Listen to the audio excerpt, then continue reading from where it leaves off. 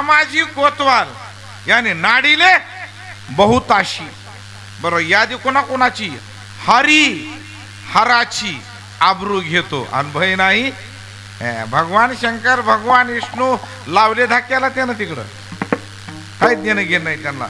जमदाग्नी दुर्वास नाडीले महान महान ऋषी अशी विचित्र दोघ जण आहेत. आणि चांगल्या चांगल्याची गळचिपी करतात. आपल्याला वाटतं आमचा महाराज परमार्थ खूप झाला, सुरूच झाला नाही अजून.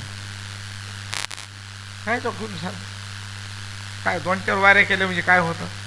नाही काय होणार 2-4 वाऱ्या? नाही महाराज, मी आळंदीला जवळपास मी 8 वेळेस गेलो. तो मरुसर गेला तरी फायदा नाही. होतं काय 8 वेळेस जाण्यानं? आयुष्य चाललं त्यांचं तिथं राहून. ते सुद्धा असं म्हणत नाहीत. आपण काय म्हणतो त्याच्यामध्ये महाराज? त्याचं कारण काय? आपण म्हणतो आमचा परमार्थ खूप झाला. आता म्हणतो हा भाग वेगळा, आपण ऐकतो हे भाग वेगळा. आता आपण बी ऐकतो त्यांच्या चहा पाण्यामुळं. बरं ठीक आहे, तुमचा परमार्थ झाला. परमार्थ झाला नाही, तुमचा परमार्थ झाला आहे. परमार्थ होऊ शकत नाही महाराज. काय होतं 2-4 वाऱ्यानं? मला सांगा बरं तुम्ही आता काय होणार आहे ते? त्याचं एक कारण आहे. परमार्थ हे महाराज म्हणतात परमार्थ नो हे लेकुराच्या गोठी. हे काय लेकराचा खेळ आहे का हे महाराज? म्हणतात काही लोक महाराज आम्ही खूप परमार्थ केला, आम्ही सर्व याच्यामध्ये. महाराज मी 60 वर्षापासून भजन करतो. किती वर्षापासून? मान्य बाबा 60 वर्षापासून भजन करतात, पण आता हरिपाठ पाठ नाही. काय त्या भजनाला करायचे? नाही भजनाला काय करायचं तुमचं? कारण का काय उतरलंय का आपल्यामध्ये? आपल्यात उतरलंय का? तसं मी म्हणतो आपल्यापेक्षा हे माईक रोज आहे कीर्तनाला. हे रोज आहे ना कीर्तनाला माईक. ह्याच्यात काय बदल झालाय का कधी? हे रोज कीर्तन ऐकत आहे, चांगल्या चांगल्याची कीर्तन ऐकत आहे. ह्याच्यात काय बदल आहे का? नाही. हे कीर्तन झालं गोळा करतेच बोला पण निघायला उड्या मारी फरक. तसं आपलं माईक सारखं कार्यक्रम आहे महाराज. येतोच बसतोच ऐकतोच बोला पुंडली निघाली वापस. फायदा काय परमा? उलट महाराज इतकी धूळ सुद्धा जाऊ देत नाहीत. बरेच माणसं इथंच झटकतात, अशी धूळ झटकतात. घरापर्यंत सुद्धा धूळ येऊ देत. हां घरातली धुळी ताणून टाकतात, पण इथली धूळ घरी नेत. काय दुर्दैव आहे महाराज त्यांचं सुद्धा महाराज. कमाल आहे का नाही महाराज? काय ताकद आहे बरं, विशेष आहे महाराज. इथं घरी झोप लागत नाही, इथं आल्यावर झोप लागते त्यांना. काय भाग्यवान आहे ती बिचारी. इथं आल्यावर झोप लागते महाराज, आहे का नाही? अगदी काही काही तर असे महापुरुष आहेत रूपावळीला झोपतात. रामकृष्ण हरी सुरू झालं हो चले गेले. मग नवल वाटते बाबा इथं कीर्तनात झोप येते ह्यांना, आणि घरी रात्रभर जागी असते ती.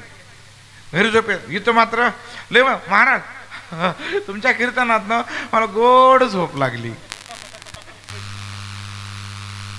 कमाल म्हणजे आमचं कीर्तन तुझ्या झोपेचं साधन आहे काही? साधन आहे काही? हे काय प्रामाणिक सांगण्याचं काम आहे का हे? स्वाभिमानानं झोप लागली म्हणून? अरे झोप ओढावी म्हणून हे माध्यम आहे, झोपेचं माध्यम नाही. नाही महाराज, झोपेचं अजिबात माध्यम हे उद्धाराचं माध्यम आहे. आपल्या इथं काय होतो? इथं आल्यानंतर उद्धार होतो. हे उद्धाराचं साधन आहे, झोपेचं नाही. किंवा मनोरंजनाचं सुद्धा साधन नाही. आपल्या परमात्मा प्राप्तीचं सर्वात मुख्य मार्ग इथून सुरुवात होतो महाराज. म्हणून इथे यावं लागतं आपल्याला. विठाल विठाल विठाल. महाराज मोठ्या मोठ्याला या कामाजी पंतांनी कामाला लावलं. किती जग पुढे गेलं महाराज. आज बंगल्यासारखा बंगला बांधता येतो, बंगल्यासारखा बंगला बांधता येतो, काही अडचण नाही.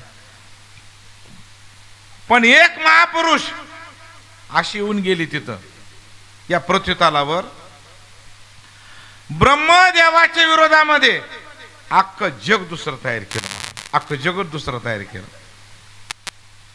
त्यांचं नाव आहे विश्वामित्र. काय ताकद आहे महाराज त्या अख्खं ब्रह्मदेवाच्या विरोधामध्ये अख्खं जगत तयार केलं महाराज.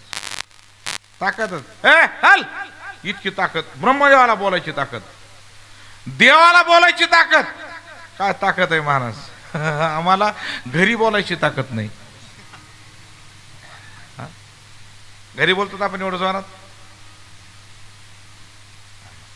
घरी प्रेमानं बोलतो आपण. आता कीर्तनावरून गेल्यानंतर ए ए ए काय म्हशी आणतो काय, बोलणं वजन नाही ना, वजन पाहिजे ना जोरात, वजन. ह्याला काय म्हणायचं, वजन. आमचं बाहेरच वजन आहे. घरी बोला पुंडली, घरी काय नुसतं बाहेर जोरात बोलतात. हा बाहेर, घरी घरी घरी काय. मी स्वतःच कधी करतो असं घरी. बायकोला म्हणलं हे चहा कर, जा.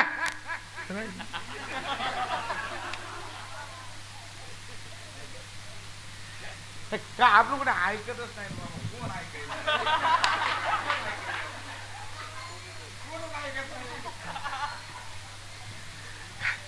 कोण कोण ऐकाय इकडं आपलं. एका रंगचे माणसं आहेत आम्ही. अहो महाराज, वजन आहे वजन.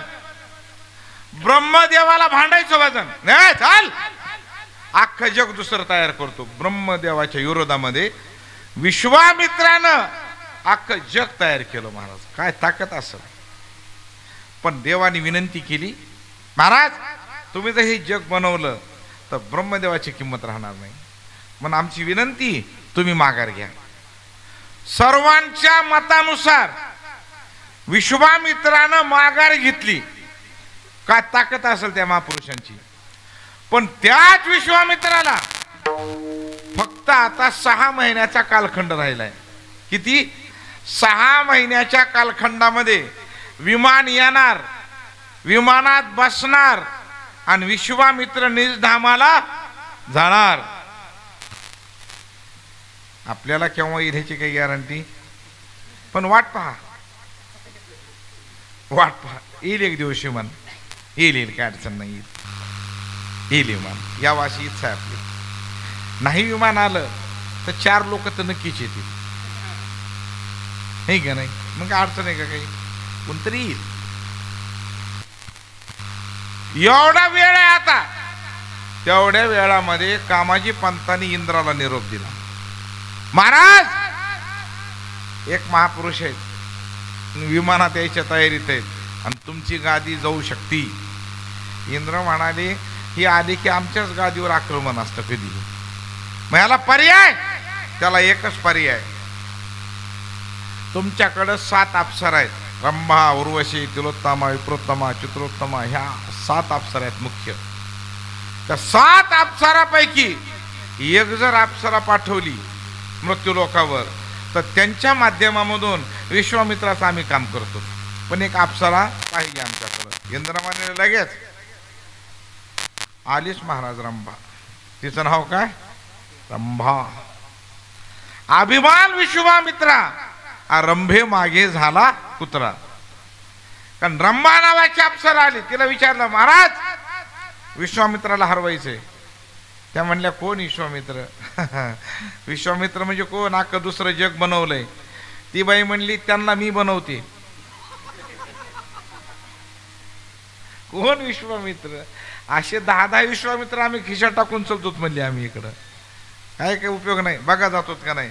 रंभेला सांगितलं, काम चांगलं करा, 1 महिन्याच्या आतच, दुसरा महिना सुद्धा लागणार नाही. महाराज अप्सरा ती, त्या अप्सरेनं एका तपस्विनीचं रूप घेतलं, भगवे वस्त्र परिधान केले आणि विश्वामित्राकडे आल्या.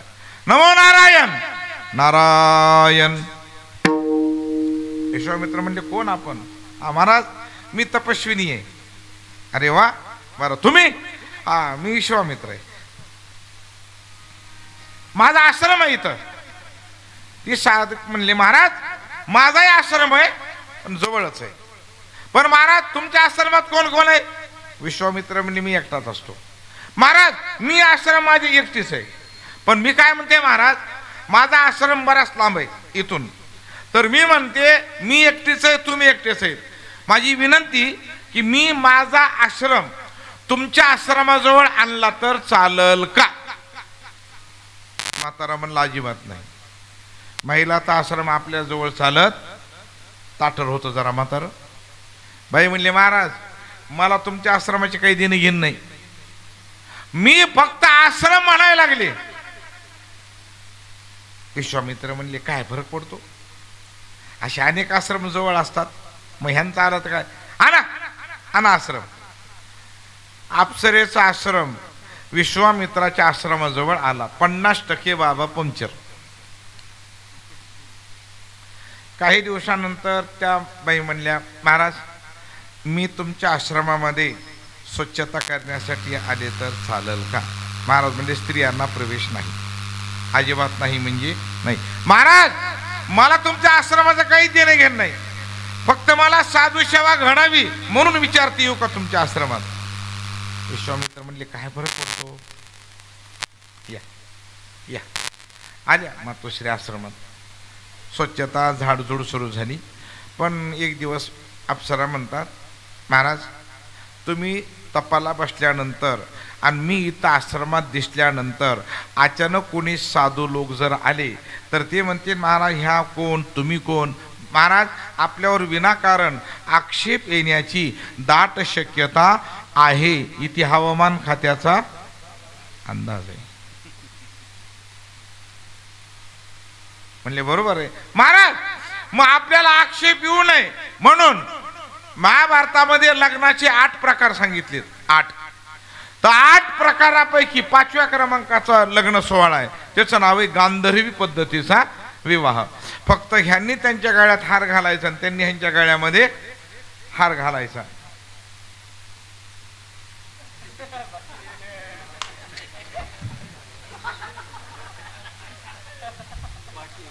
बाकी होईल होईल काही अडचण नाही, होईल होईल. पण खरं सांग का बाबा, तर लग्ना दिवशीच हसतात बघा नवरदेव. नाही देवा शपथो तुम्ही आपले म्हणून मी सांगतो, मी तुम्ही लग्न करा माझं काय म्हणणं नाही, पण लग्नाच्या दुसऱ्या दिवशीपासून मात्र सगळे रडायच लागलेले आहेत. लग्नामध्ये मात्र सुविधा भरपूर, बाबा बाबा पाणी बिस्लेरी लगेच त्या दिवशीच, फक्त पुन्हा नाही. पुन्हा पाणी पाहिजेत नाही कोणी तिथंच. त्या दिवशी तुम्हाला उचलून पण आणतात ते, जस काय ह्याला कोरोना झालाय, उचलून आणतात. लय नवरदेवाचा थाट असतो बाबा लग्नाच्या दिवशीच. मग हार घालण्याच्या अगोदर आम्ही व्यवस्थित होतो, पण हार घातल्यापासूनच आम्ही असे झालो. काही नाही, लग्न करा माझं काही म्हणणं नाही, पण लग्न करा.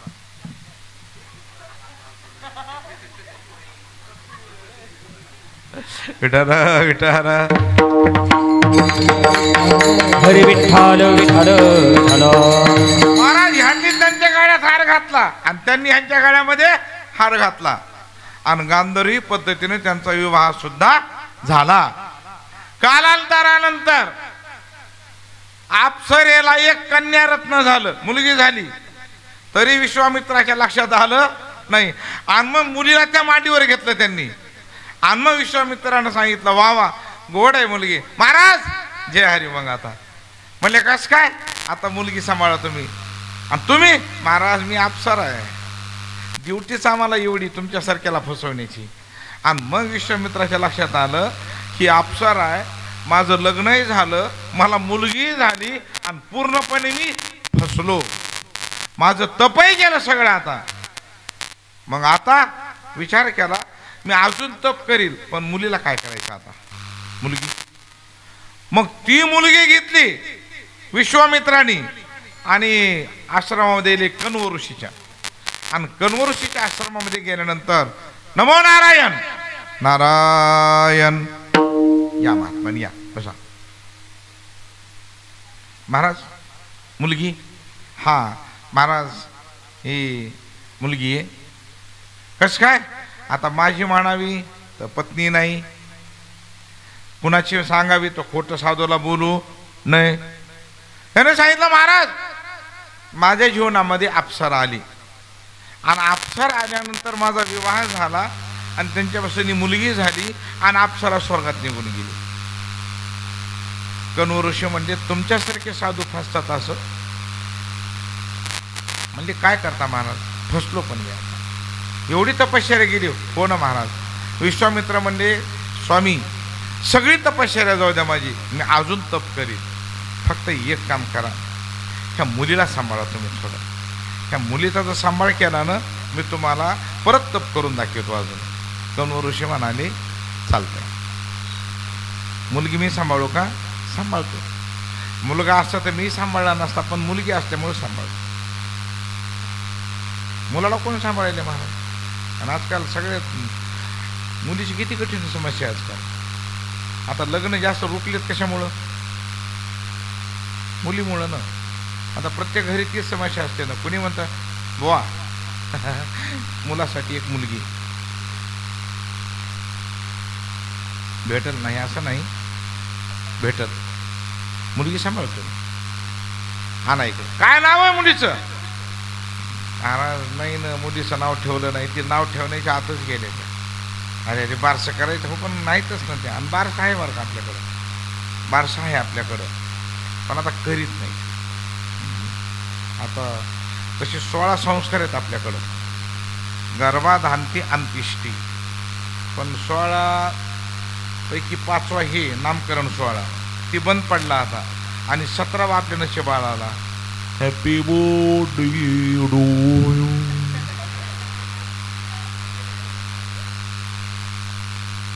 तर मेणबत्त्या लावायच्या आणि त्याने इजवायच्या.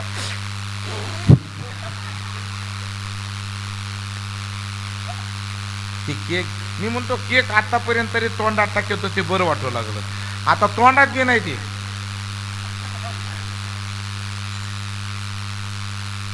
काय फॅशन निघाली महाराज.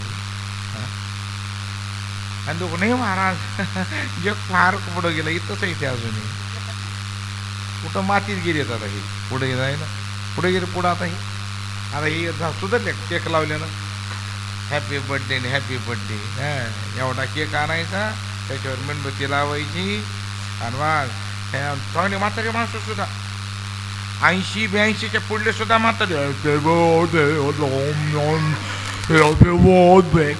बर्थडे. आपली दशक्रियावधी व्हायची वेळ आली आता. काय येड्याचा बाजार, तो बोलते करी जाऊ थोडं. आणि बारसं आहे पण कोणी करीत नाही, बारसं आहे पण कोणी करायला तयार नाही.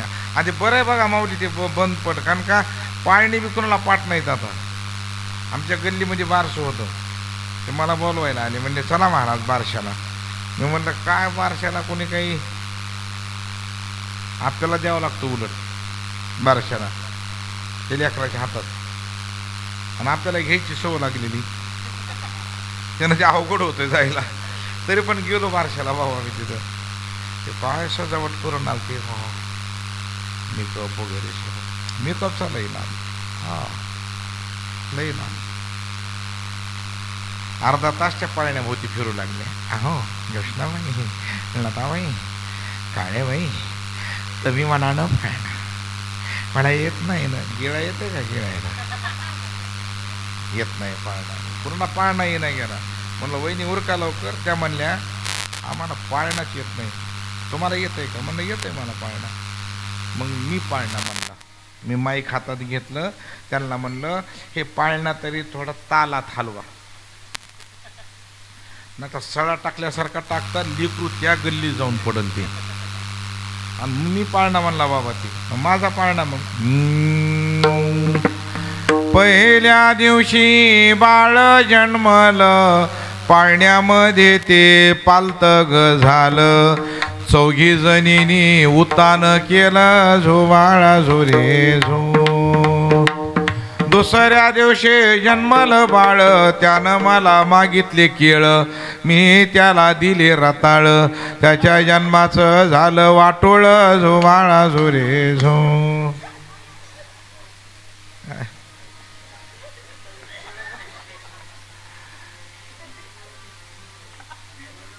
हास सुंदर. विठाला विठाला विठ्ठल विठ्ठल